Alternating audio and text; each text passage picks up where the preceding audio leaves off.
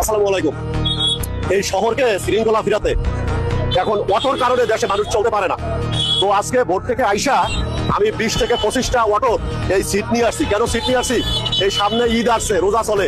এখন যদি 3000 টাকার একটা মামলা দেয়, একটা গাড়ি আটক করে রাখি, ব্যাটারি নষ্ট হয়ে যাবে, পরিবার নিয়ে খুবই সমস্যায় পড়বে।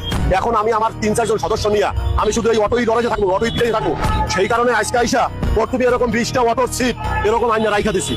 এবং এখন তো তারা পিছিয়ে পিছিয়ে ঘুরে, তাদেরকে বলে দিচ্ছি যেহেতু এই সিট এই রাইখা দিচ্ছি এখানে, ডিউটি করতে রোজের মধ্যে কত কষ্ট লাগে এটা তো তোমরা দেখো। যারা এবং অবৈধ পার্কিং করে রাখবে তাদের সিট আবার তোমরা নিয়ে আসবা, তাহলে তোমাদের সিট তোমরা নিতে পারবা। এখন এছাড়া তোমার আমার শৃঙ্খলা ফেরানোর কোনো উপায় নাই। তাহলে তোমার গাড়ির সিট কোথায়? এইখানে আছে। তোমরা কি আমার অন্যজনের গাড়ি সিট হয়ে যাইছো? তারা রাস্তায় রং পার্কিং করে ছিল।